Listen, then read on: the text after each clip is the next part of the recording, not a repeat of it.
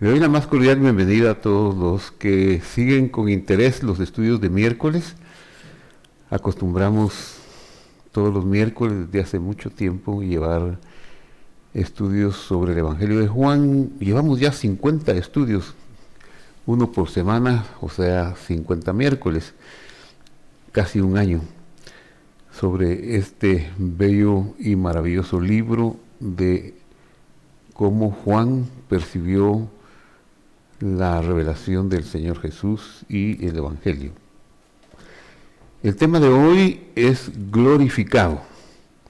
Vamos a orar y a pedirle a Dios su dirección y bendición para que en este estudio podamos tener nosotros revelación de su palabra en la palabra glorificado. Nos vamos a dedicar a la palabra glorificado con bastante atención para desglosarla, aprenderla y ver qué hay ahí en este concepto. Oramos. Padre que estás en el cielo, pedimos tu bendición y dirección para desarrollar el tema de este día, rogándote, Señor, que por tu gracia y tu bondad tú nos permitas entrar en este secreto de tu palabra, de la palabra glorificado, y que nos des tu bendición de sabiduría por medio de tu Espíritu Santo. Gracias, Señor. Lo pedimos para el momento de exponerla y de recibirla en cualquier parte al otro lado de la cámara de estas dos plataformas de YouTube y de Facebook. Gracias, Padre, por tu bendición en el nombre de Jesús. Amén. Muy bien, queridos amigos que están siguiendo con interés estos estudios. Vamos a comenzar leyendo en el Evangelio de Juan, capítulo 12, versículo 14, que dice así: halló Jesús un asnillo y montó sobre él, como está escrito. Verso 15: no temas, hija de Sión, tu rey viene montado sobre un pollino de asna. Estas cosas no las entendieron sus discípulos al principio, pero cuando Jesús fue glorificado. Y leo la siguiente parte del versículo 12 que dice entonces, del versículo 16, se acordaron de estas cosas, que estas cosas estaban escritas acerca de él y de que se las habían hecho. Muy bien. Entonces, como les decía, nos vamos a dedicar a estudiar la palabra glorificado.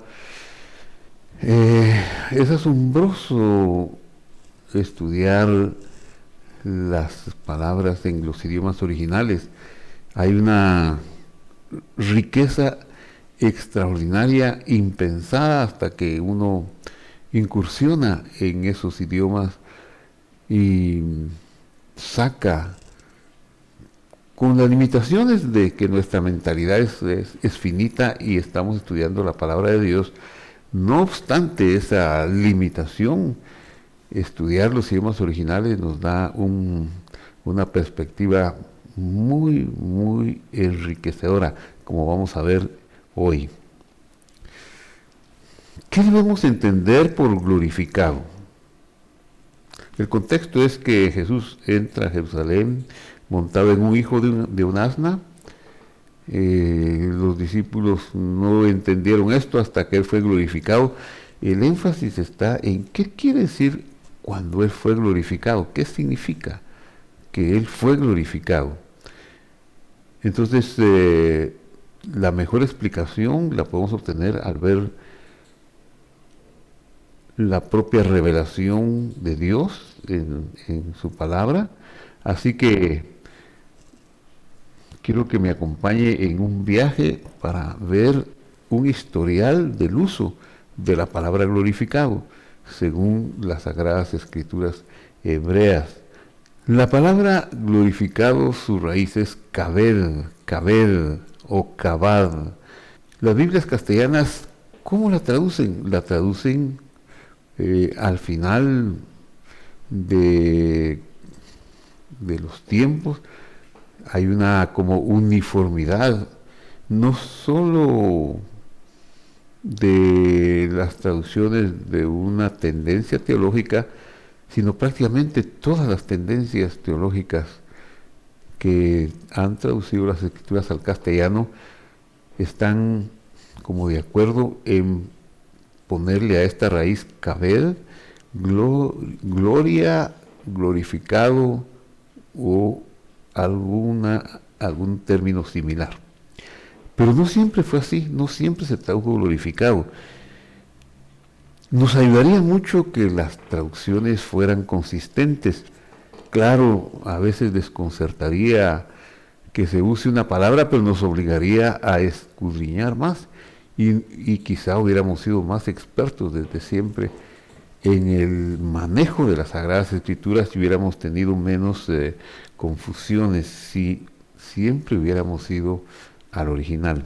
Pero algo pasó en la historia y no fue así. Entonces vamos a ver algunos ejemplos de cómo se tradujo esta palabra caber a lo largo de la historia. Vamos a ir hasta el libro del Génesis, el primero de los libros, uno de los más antiguos. Capítulo 12, versículo 10 dice: hubo entonces hambre en la tierra y descendió Abraham a Egipto para vivir ahí, porque era mucha el hambre en la tierra. Y esto uno lo entiende y comprende, ¿verdad?, que Abraham tuvo que tomar la decisión de ir a Egipto debido a que había mucha hambre en la tierra. Lo curioso, mi querido amigo que sigue conmigo esta lectura, es que en hebreo la palabra hambre es calificada como kaved,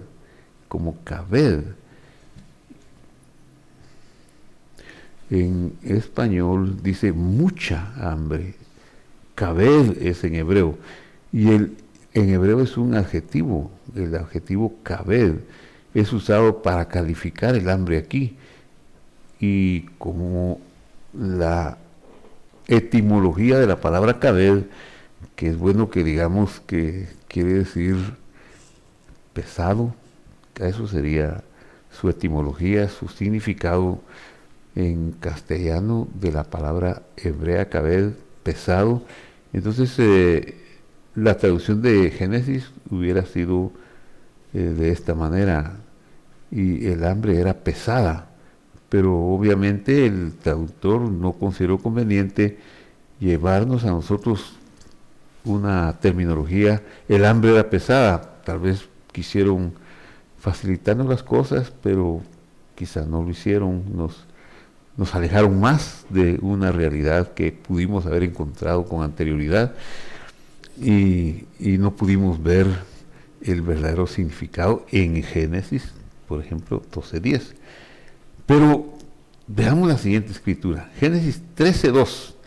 Abraham era riquísimo en ganado y en plata y en oro. Y esta traducción del versículo 2, cómo me ha gustado a mí, ¿verdad? Abraham era riquísimo. Bueno, el padre Abraham era riquísimo. Dios no pelea con la riqueza. Yo quiero ser riquísimo como Abraham, pude haber pensado en algún momento. Riquísimo en plata y en oro. Pero qué decepción, cuando vamos a las escrituras hebreas encontramos que kaved es el adjetivo que se tradujo en esta escritura de Génesis 13:2 como riquísimo. Entonces, si kaved significa pesado, pues riquísimo no encaja mucho ahí, no encaja. Abraham era pesado, pero ellos interpretaron, los traductores interpretaron que pesado era pesado por las riquezas que tenía, pero ya es una interpretación, no es lo que dice la escritura original.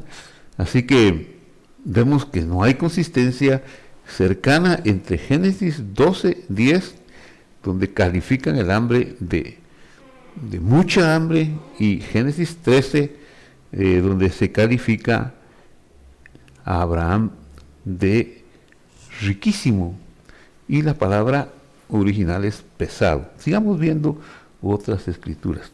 Veamos, por ejemplo, Génesis 18, 20. Y entonces el Señor le dijo a Abraham, por supuesto, por cuanto el clamor contra Sodoma y Gomorra aumenta más y más, y su pecado se ha agravado en extremo. Eso es lo que le dice el Señor a Abraham. Su pecado se ha agravado en extremo. Entonces aquí en este versículo tenemos un verbo. El verbo es kabodá, que es un verbo femenino, refiriéndose al pecado de la tercera persona singular del pasado, pero la raíz es kabed, la que se traduce, la que significa pesado, y que se traduce aquí como se ha agravado. El pecado se ha agravado, en lugar de decir el pecado es pesado. Entonces aquí hay otra disonancia en las traducciones ya de 3 escrituras del libro del Génesis. Pasemos a una siguiente escritura, Génesis 41, 31, y dice: y aquella abundancia no se echará de ver a causa del hambre que la seguirá, la cual será gravísima. Bueno, ya empezamos a sospechar aquí otra vez que de plano la palabra kabed está involucrada en estos datos. Y es cierto, la palabra kabed, de la raíz kabed, es en este versículo traducida como un adjetivo de que el hambre es gravísima. Y ahora se refiere al hambre en Egipto que José está previendo o profetizando que sucederá cuando está interpretando los sueños de Faraón. Entonces vemos pues que no se traduce el significado, sino otra cosa. En el entierro de Jacob también sucede lo mismo. Al ver los habitantes, dice Génesis 50, 11, al ver los habitantes de la tierra, los cananeos, el llanto de la era, en la era de Atad, dijeron. Sigo leyendo el versículo 11 del capítulo 50. Llanto grande es este de los egipcios. Por eso, a aquel lugar que está al otro lado del Jordán se le llamó Abel Mizraim. Y aquí la frase llanto grande, refiriéndose a lo que vieron los habitantes de la tierra en el luto de Jacob. La palabra original, la palabra de las escrituras hebreas es kabed, es otra vez el adjetivo pesado, llanto pesado es este, pero la traducción nos llegó como llanto grande. Entonces se puede interpretar como que el llanto era tan pesado que atraía a todos a una tristeza. Vamos a hacer un salto un poquito más de algunos años, unos cientos de años, pero son unos 14, 15 capítulos. Y vamos a ir al capítulo 14 de Éxodo, versículo 4, y dice: yo endureceré el corazón del faraón para que lo siga. Entonces seré glorificado en el faraón y en todo su ejército, y sabrán los egipcios que yo soy el Señor. Y ellos lo hicieron así. Cuando las escrituras hebreas dicen en el versículo 4 del capítulo 14 de Éxodo: y yo endureceré el corazón de Faraón, lo que dice el hebreo es et lev paró be hi sakti, que quiere decir yo más que yo endureceré. lo que significa es yo haré una fuerza, porque está conjugado en un modo intensivo, en un modo donde solo podría significar que el Señor hará como un pulso con Faraón. Haré fuerza con el corazón de Faraón. Faraón no quiere dejar ir a mi pueblo, y yo me empecinaré o yo haré los milagros necesarios para que lo deje ir. Un pulso con el corazón de Faraón, pero Faraón los perseguirá. A continuación dice algo muy interesante, dice, Beikabda beparó, Beikabda beparó. ¿Qué significa Beikabda beparó? La raíz de esta palabra Beikabda es kabed, peso o pesado, y como está conjugada en una forma reflexiva, no es donde la acción cae sobre el propio sujeto y no sobre otro, entonces esta raíz Beikabda, conjugada Beikabda, quiere decir yo seré pesado con el faraón. Esa sería la traducción correcta, en lugar de decir yo seré glorificado en faraón, yo seré pesado con faraón. Queremos entender lo que la palabra kabed, lo que la palabra glorificado, traducida como glorificado, significa, porque pues si nosotros la hemos usado por mucho tiempo, glorificado, y cantamos gloria al Señor glorificado, pero ¿qué significa? Eso es lo que estamos buscando en este estudio. ¿Qué significa la palabra glorificado? Porque dice que los discípulos no entendieron nada hasta que Jesús fue glorificado. ¿Qué significa? Que Él fue glorificado. Eso es lo que estamos entendiendo, y por eso hemos visto una historia, un historial de cómo se tradujo y de cómo tenemos la necesidad de ir a las escrituras hebreas, a los originales, de hacer un esfuercito por estudiar la palabra de Dios en el idioma que fue revelada.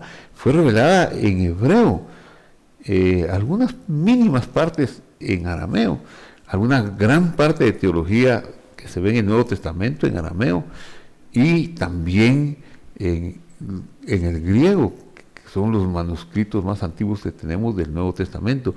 Haríamos bien en ir a esos tres idiomas para obtener la esencia y no perdernos. El Señor Jesús dijo, escudriñad las Escrituras, porque en ellas os parece que tenéis la vida eterna, y ellas dan testimonio de mí. Y lo que deseamos es tener una claridad de Él. ¿Quién es Él? Si Él es el que ha recibido el nombre para hacer salvación, debiéramos tener como un interés primario de saber quién es Él, de cómo lo muestran las Escrituras hebreas, qué significa que Él fue glorificado. Entonces aquí, en este capítulo 14, versículo 4, dice, yo seré pesado con Faraón, yo actuaré, yo haré que mi peso se contraponga al peso de Faraón. Será notorio mi peso a través del faraón y de su ejército. En otras palabras, eso quiere decir el verbo de la raíz kabed aquí, beikabde. Será notorio mi peso a través de el faraón y de su ejército, es decir, conocerán los egipcios que yo soy el Señor. Hay muchos otros ejemplos más, muchísimos, sobre la palabra, la raíz kabed. Más de 200 veces, mucho más, aparece en las escrituras hebreas, aparece en los salmos, en los profetas, etcétera, etcétera. Pero voy a reducir, para no hacer cansado el historial y la búsqueda. Solo le estoy motivando a usted con esta descripción de una de las palabras más importantes que puede haber en nuestra terminología de adoración y de entendimiento del Señor, como es la palabra gloria. pues le cantamos, tenemos cánticos tan hermosos, gloria, gloria, aleluya, y bendito sea el Señor, glorificado sea el Señor. Pero ¿qué significa? Nos hemos puesto a pensar, ¿qué significa?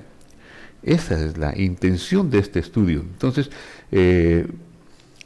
voy a abordar unos ejemplos más en el Salmo y de los profetas, y luego vamos a continuar con el Evangelio de Juan. El Salmo 29, versículo 1 dice: Salmo de David, tributad al Señor, hijos de los poderosos, dad al Señor la gloria y el poder. Es algo que está acorde con nuestro deseo de adoración y de darle al Señor su reconocimiento más que merecido. Tributad al Señor, hijos de los poderosos, dad al Señor la gloria y el poder. El sustantivo gloria, porque aquí no aparece como adjetivo, dad la gloria, no aparece como verbo, como en Éxodo 14:4, pero el sustantivo gloria es la raíz kabed que hemos estado analizando, y que solo en este salmo aparece 5 veces, aunque en las otras escrituras, pues, como ya dije, puede llegar hasta 200. Otra aparición muy destacada de la palabra kabed y sus derivados la vamos a ver en el profeta, en los libros del profeta Ezequías y en el libro del profeta Ezequiel. Ezequías y Ezequiel. Comencemos con Isaías capítulo 6, versículo 3. Sí es un cántico, tiene música, pero es una descripción del trono de Dios que es tan hermoso, y uno siente la santidad de este relato que impacta. Y dice así, Isaías 6:3: y el uno al otro daba voces diciendo: Santo, santo, santo, Kadosh, Kadosh, Kadosh, el Señor de los ejércitos, toda la tierra está llena de su gloria. ¿Qué querían decir los profetas? ¿Qué quería decir con toda la tierra está llena de su gloria? ¿Qué significa así? La palabra gloria aquí es igual la raíz kabed, el sustantivo kabed, o sea, que quiere decir pesado, peso.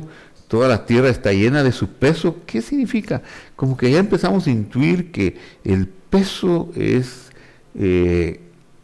lo que atrae. Si algo es pesado y está en un lienzo, ese lienzo va a crear una presión para que todo lo que está en los bordes venga hacia él. Como que es la importancia, la grandeza del Señor, que las escrituras le denominan como kabed, como pesado. Veamos a Ezequiel capítulo 1, versículo 28, que también tiene una revelación de la carroza divina, como Dios se manifiesta su soberanía en el mundo. Y dice, 1:28, como el aspecto del arco iris que está en las nubes en el día de lluvia, así era el aspecto del resplandor alrededor. Esta fue la visión de la semejanza de la gloria del Señor, del peso del Señor. Cuando la vi, me postré sobre mi rostro y oí la voz de uno que hablaba. Ahora pasemos al capítulo 3, versículo 12. El Espíritu del Señor me elevó y oí detrás de mí una voz de gran estruendo que decía: bendita sea la gloria del Señor desde su lugar.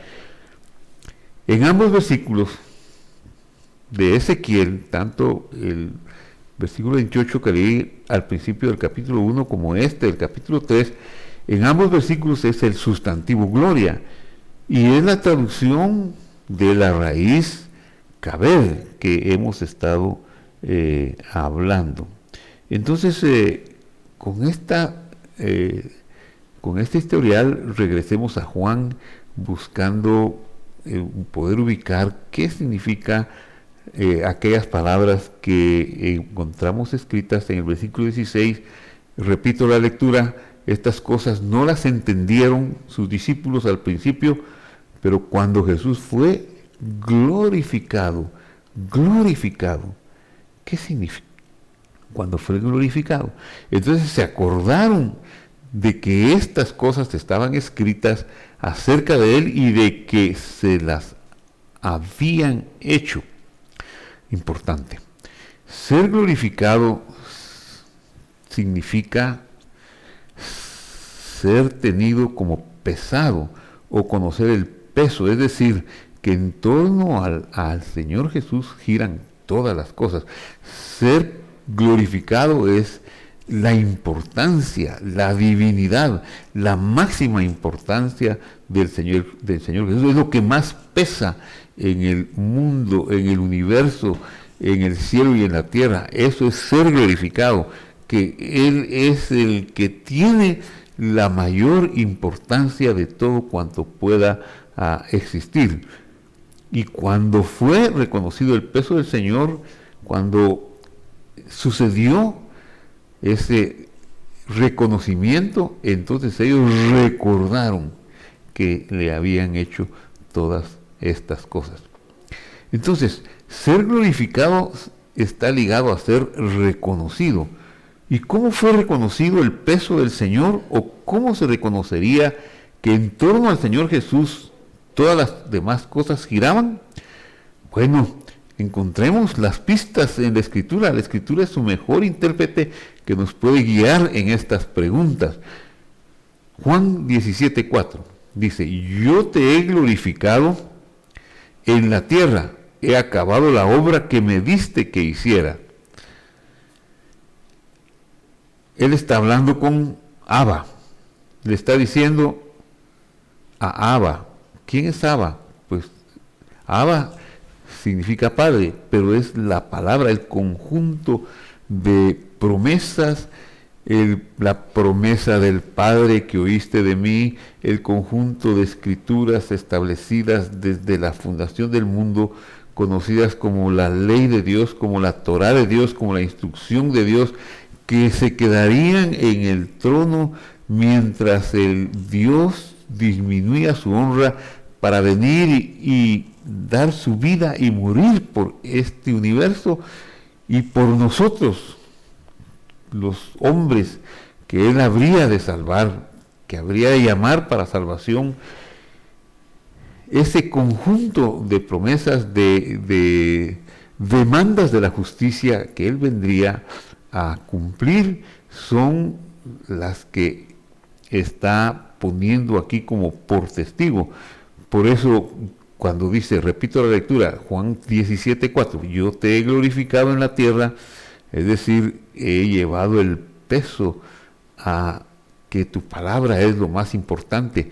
Ni siquiera la tentación de el Satán me va a mover para hacer algo que no está escrito en tu palabra, ni siquiera el sufrimiento de la muerte me va a hacer desistir de un último momento para no ir a la cita con la muerte, sino que voy a cumplir hasta el final.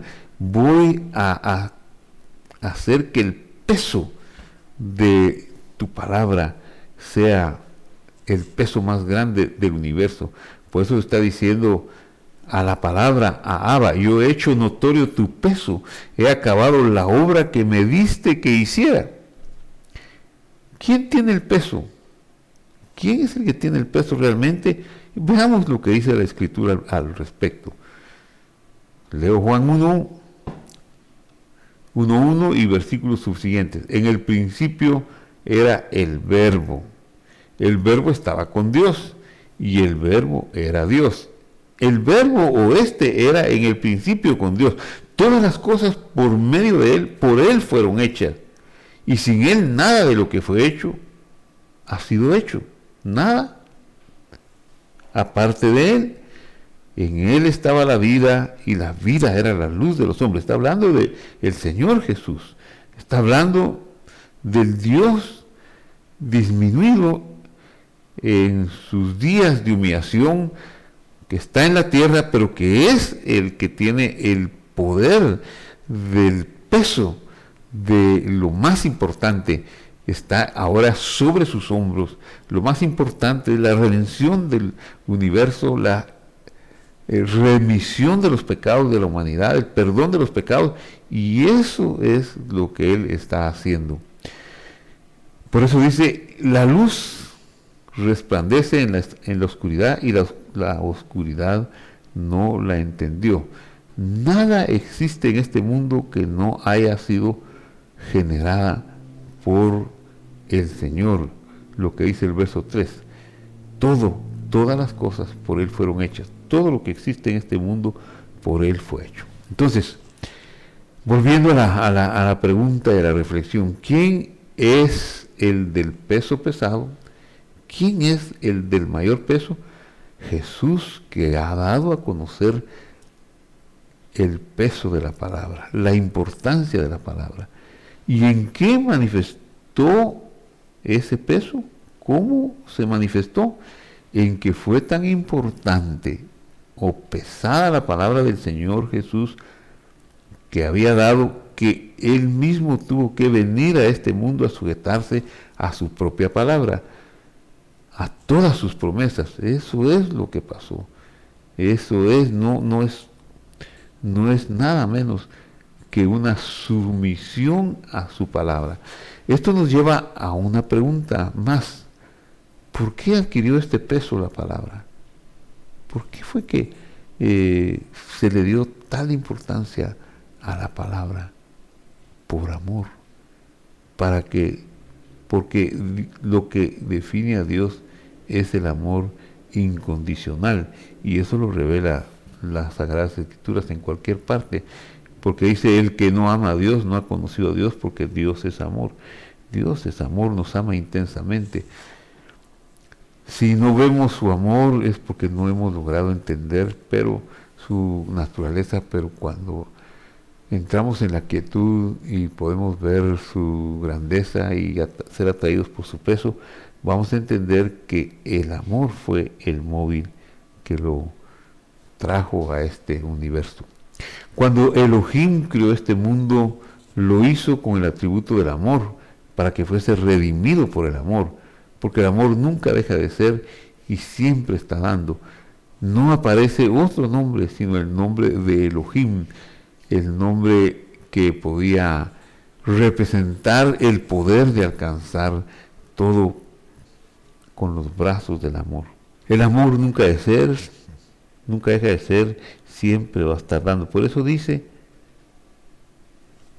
un texto impresionante que, por más que lo sepamos, disfrutémoslo una vez más.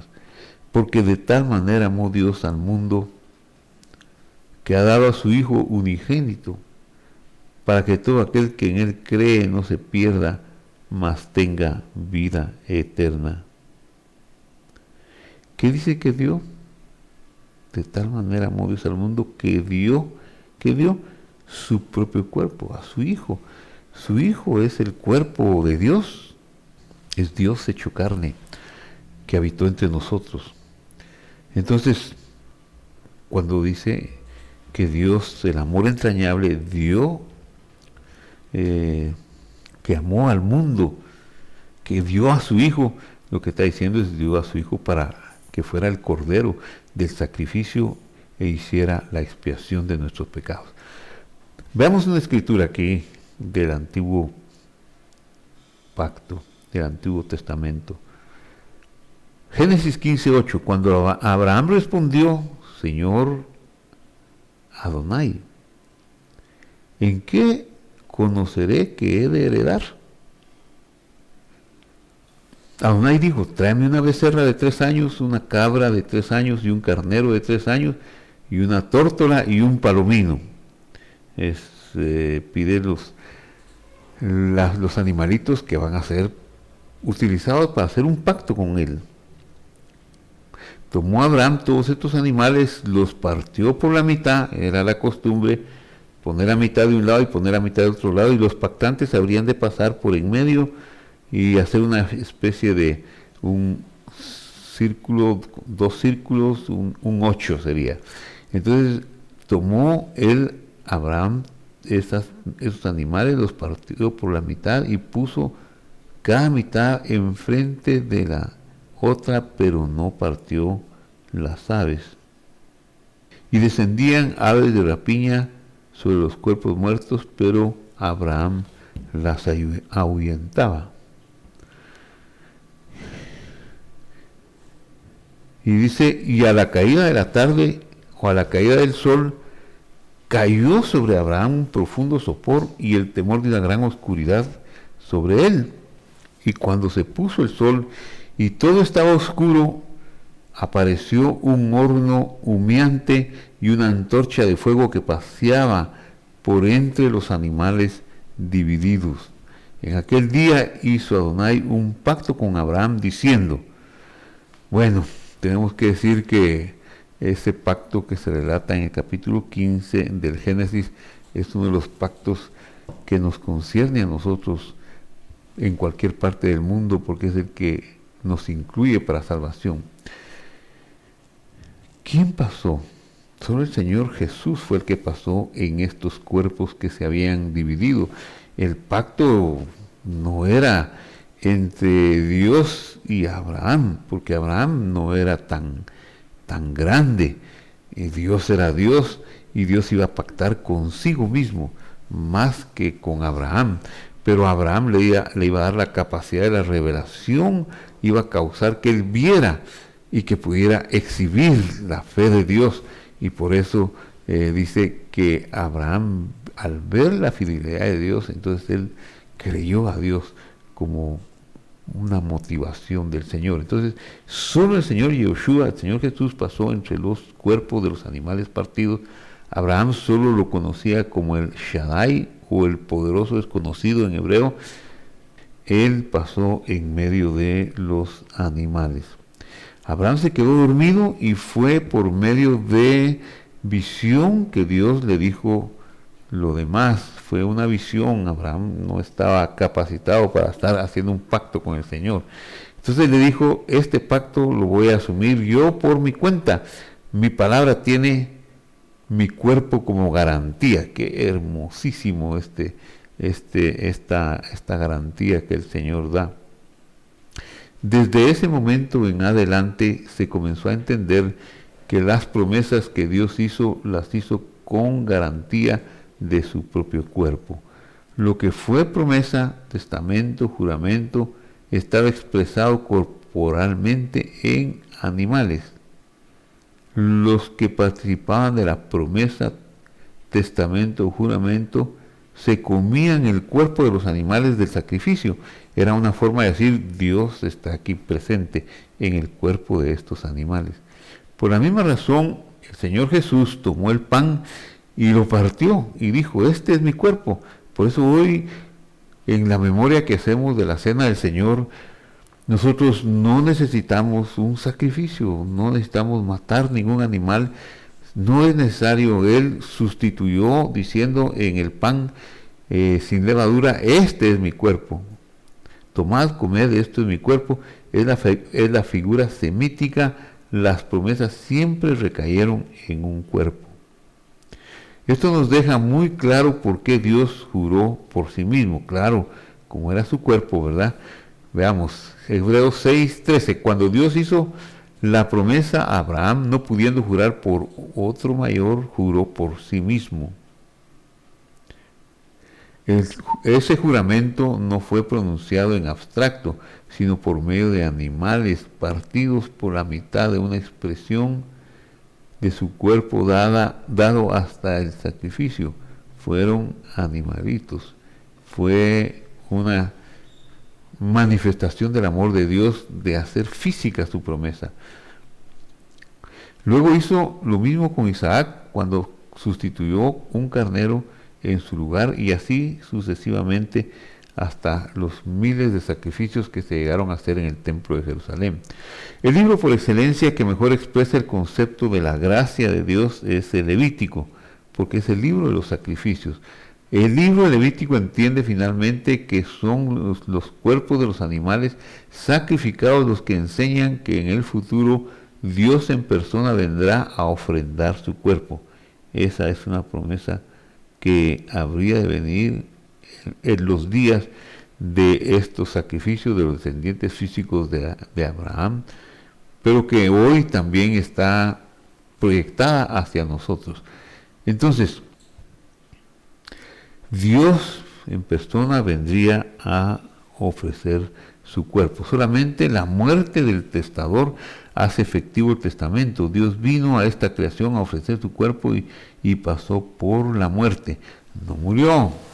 Dios no murió como los demás, pues Él no puede morir, sino que pasó por la muerte. Los lazos de la muerte los experimentó, quedó absolutamente en silencio. Eso sí, también es cierto. Por eso se dice que la sabiduría de Dios es guardar silencio.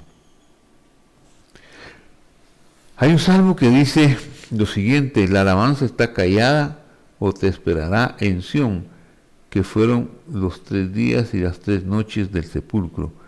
Ese tiempo no hubo alabanza en Sión, había duelo en el cielo por tan grande acontecimiento. Entonces sigue diciendo, quiero que siga pensando conmigo, que ya habían derramado su vida hasta la muerte, es decir, todo lo que concernía su vida biológica y humana, porque vino a deshacer las obras del diablo. Él no vino a pasar una especie de desafío para demostrar que él sí podía con lo que había prometido. Él vino a demostrar que lo que había prometido podía cumplirlo, haciendo el sacrificio de su propio cuerpo, dejando su vida inactiva. Es cuando la herencia toma efecto. Por eso es que él asciende después de los 50 días, de los 40 días de estar en la tierra, y le dice a sus discípulos que él regresará, que guarden sus promesas y todas las cosas que él les ha mandado. Luego él resucita. Es una figura muy curiosa, por eso quizá no está escrito. Dios resucita, pero no resucita con distorsiones, sino resucita con la vida indestructible. Es una figura linda y hermosa, como dice en Hebreos 11:1. Es pues la emuná, la instancia última de toda esperanza, la convicción de lo que no se ve. Él resucitó con emuná, con la instancia última de que habría de suceder. Todo lo que se espera está acreditado en el cuerpo de Dios. Por eso la sangre de los sacrificios era derramada, y lo que se ofrecía en el altar era el cuerpo del animal. Eso es muy interesante, que nunca se hizo juramento ni nada más sobre la sangre, sino fue sobre el cuerpo ya sin sangre. Ahora, si era una ofrenda de ascensión que era consumida por el fuego, pues a veces se comía según el rito. Si no, pues se hacía, ahí se cambiaba a una ofrenda propiamente de ascensión, y todo giraba en torno al cuerpo. Por eso el autor de la carta a los Hebreos dice que tenemos acceso al lugar más santo a través del velo de su carne. Veamos lo que dice Hebreos 19. Así que, hermanos, tenemos libertad para entrar en el lugar santísimo por la sangre de Jesucristo, por el camino nuevo y vivo que Él nos abrió a través del velo, esto es, de su carne. Vamos al verbo caber, después de haber visto estas escrituras importantísimas. En su forma estativa, el verbo ikavá, de Éxodo 14:4, debemos entenderlo como yo seré glorificado en Faraón. Se debe entender como ikavá, mostraré mi peso, o mi peso será visto en Faraón y en sus ejércitos, lo que ocurrió literalmente en el mar. Y cuando el Evangelio de Juan dice estas cosas, no las entendieron sus discípulos al principio, pero cuando Jesús fue glorificado, entonces se acordaron de lo que estas cosas estaban, de estas cosas estaban escritas acerca de él y de qué se las habían hecho. Debemos entender que todo quedó pendiente hasta que Jesús mostró su peso. ¿Y cuándo mostró su peso? Cuando Jesús mostró de veras el peso que le da como su mayor importancia, cuando terminó la obra escrita en la Torá que él tenía que cumplir cuando vino. Como dice Juan 17:4, yo te he glorificado en la tierra, he acabado la obra que me diste que hiciera. En conclusión, toda la gloria del Señor Jesús, por eso el peso de la gloria del Señor Jesús se hizo notorio cuando terminó toda la obra y venció a la oscuridad. Cuando Jesús resucitó y murió y resucitó, esto se ve en las siguientes escrituras. Mateo 28:18, leo. Jesús pues se acercó y les habló diciendo: toda potestad me da en el cielo y en la tierra, por tanto id y haced discípulos a todas las naciones. Aquí está el peso de la gloria del Señor. Hacer discípulos en todas las naciones, bautizándolos en el nombre del Padre, del Hijo y del Espíritu Santo, y enseñándoles a que guarden todas las cosas que os he mandado, y yo estoy con vosotros todos los días hasta el fin del mundo. Amén. El Padre ama al Hijo y ha entregado todas las cosas en su mano. Esta es la historia de la palabra glorificación, que viene a mostrarnos al final el poder del cumplimiento de la obra del Señor, que al haber dado cumplimiento a todo, atrajo a todo, a sí mismo. Él atrajo a todo como el centro del universo, como el centro de la redención y del amor de Dios. Muy bien, queridos amigos que han seguido este estudio, pues bendito sea el Señor que nos permita en el futuro incursionar más y descubrir más sobre estos tesoros y perlas de la palabra de Dios. Vamos a terminar esta sesión de estudio con una oración. Padre que estás en el cielo, en el nombre del Señor Jesús, te damos gracias, Señor, porque tú eres el más valioso, el más grande, el más importante. No hay nadie que se asemeje a ti. Tú, el peso que tienes es el peso de toda la creación. Gracias, Señor, en el nombre de Jesús, con todo nuestro corazón, porque nos has permitido incursionar con tu mente y conocer qué es lo importante para ti. Gracias, Padre, en el nombre de Jesús. Amén y amén. Muy bien, los esperamos para nuestro próximo programa, el siguiente miércoles, siempre a las 7 de la mañana, hora de Guatemala, pero también los domingos tenemos un servicio dominical por la mañana y los invitamos a participar con nosotros. Que Dios nos bendiga, nos guarde, nos proteja, nos prospere y nos cuide. Hasta la vista.